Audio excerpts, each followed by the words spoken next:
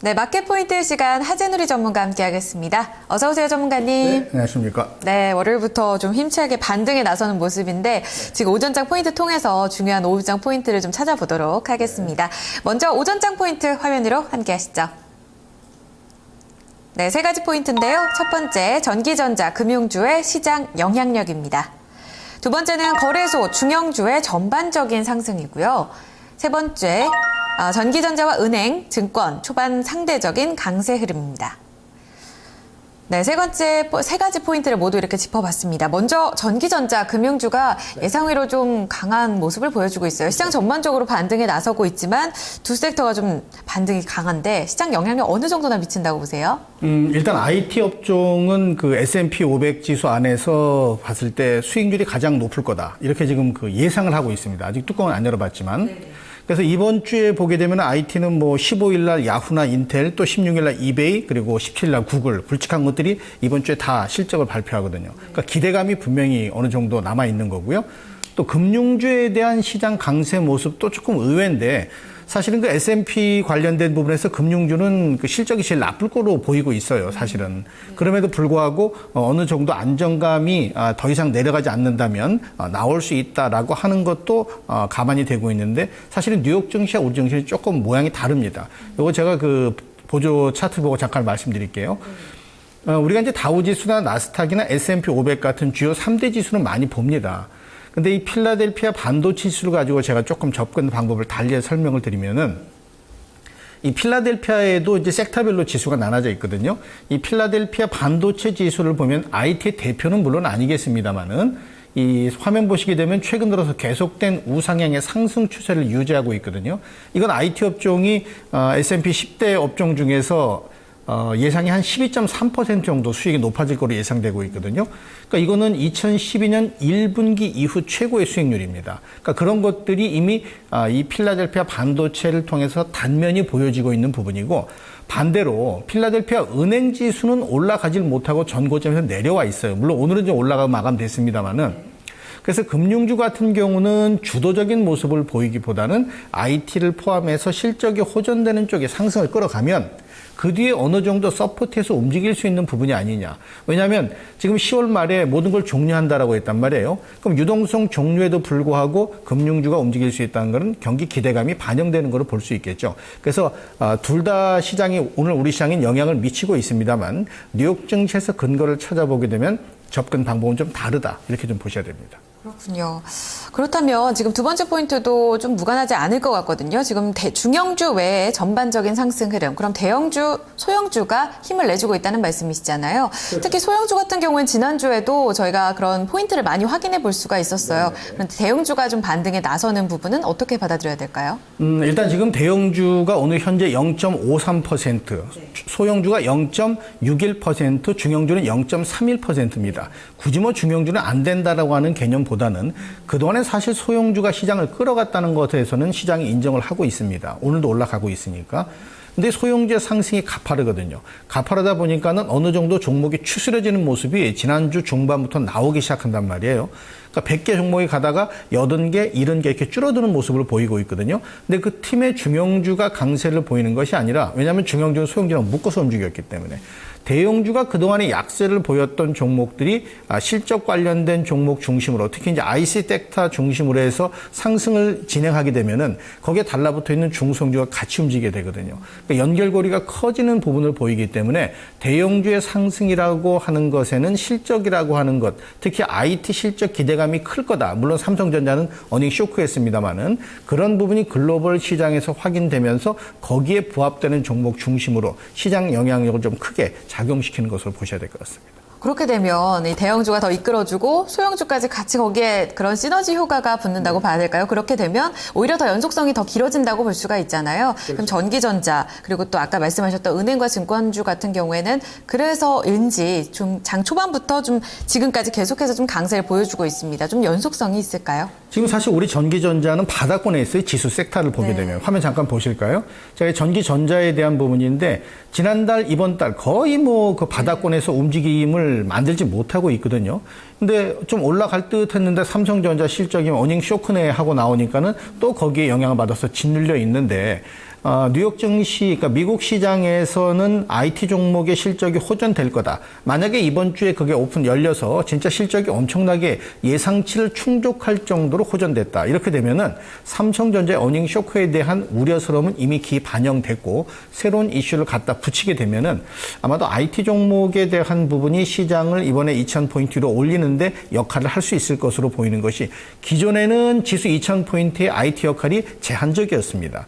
근데 이번에 만약에 그런 모습으로 IT가 지수 2000에 영향을 미치면서 지수를 끌어올려 가려고 적극적으로 시도한다면 이건 기존의 흐름과 분명히 다르기 때문에 연속성에 대한 기대감도 가져볼 수 있는 그런 상황으로 보셔야 될 것 같습니다. 네, 오늘도 전기전자에 있어서 외국인들이 좀 사주고 있어요. 게다가 기관도 매도세가 그렇게 크진 않네요. 지금 보니까 12억 원 정도로 집계가 되고 있는데 이런 부분에 있어서도 그런 오후장에 얼마든지 그런 시그널 접근이 있을 수 있다는 말씀이시죠? 그렇습니다. 만약에 그 IT 업종이 강세를 보이면은 예를 들어 뭐 대덕전자나 일진 머티리얼즈나 이런 종목은 아침나절에 제법 강하게 올랐단 말이죠. 그러니까 이런 것들에 대한 부분이 파급될 수 있는 모습이 바로 IT, 지수와 관련된 IT, 여기에서 이제 나올 수 있으니까 그런 쪽 안에서 틀을 만들고 종목을 보시는 게 좋죠. 네.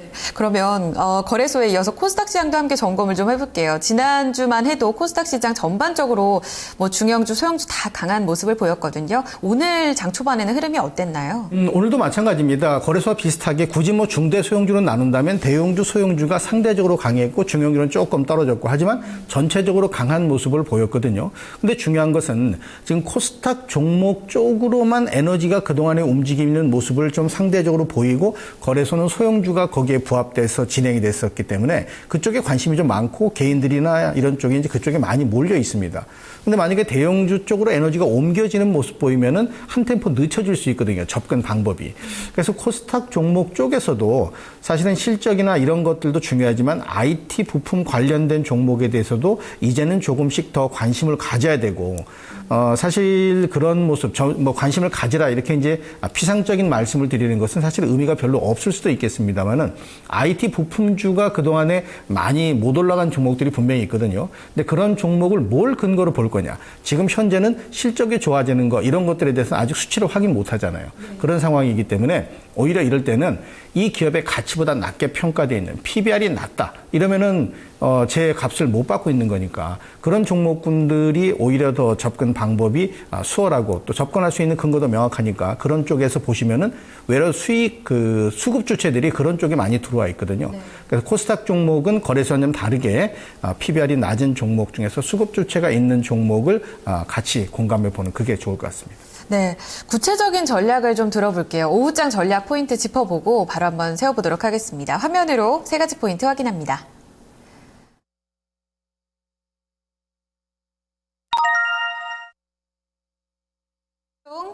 업종 일봉의 연속 양봉에 주목하자. 제약과 증권업종 함께 제시되고 있고요. 두 번째 포인트입니다.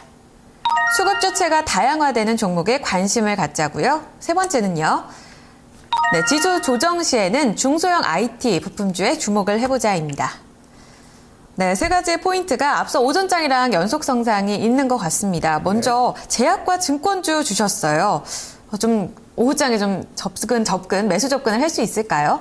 제약과 증권주를 말씀드린 것은 우리 이제 섹터가 많잖아요. 그 중에서 그 009 제약주 또 025 이 증권주 이쪽은 지난 주말 주중부터 해서 양선으로 움직이는 모습을 보인 유일한 두 업종입니다. 그러니까 지금 현재 시장 상황을 뉴욕 증시의 어떤 섹터하고 연결시켜 보면은 어떤 부분이 우리 시장과 일치돼서 커플링 되고 있는 모습을 보이냐면 양봉의 움직임이 자꾸 몸통을 키워가는 이런 모습이 나온 종목군들이 상대적으로 하반 경직이 강하고 추세를 그대로 유지했습니다.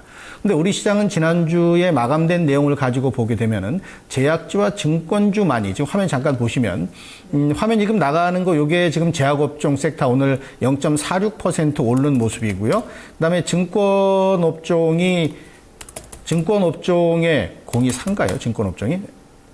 그 증권업종이 그 지금 양봉의 움직임을 보일 수 있는 상황을 계속 만들고 있잖아요. 그러니까 이 증권업종, 앞서 제가 이 공이 5라고 말씀드렸는데 섹터가 공이 4네요. 그러니까 증권업종하고 제약업종을 보게 되면 양봉의 움직임을 만드는 모습이 고점, 전고점에서도 비교적 안정적으로 진행이 되고 있거든요. 그러니까 이런 섹터를 찾는 것이 중요합니다. 결국 이걸 조금 더 슬림화시키면 종목도 이런 것이 된다는 거죠. 이런 것들은 결국 수급이 들어오니까. 그래서 5장에서 증권업종 그리고 제약업종 안에서 앞서 잠깐 그 코스닥 종목 말씀드릴 때 PBR 말씀드렸습니다만 지나치게 높은 종목을 빼고 그렇게 추스려 보게 되면 사실 뭐 제약업종들 중에서도 외국인 매수가 들어오는 종목군들이 일부 있거든요.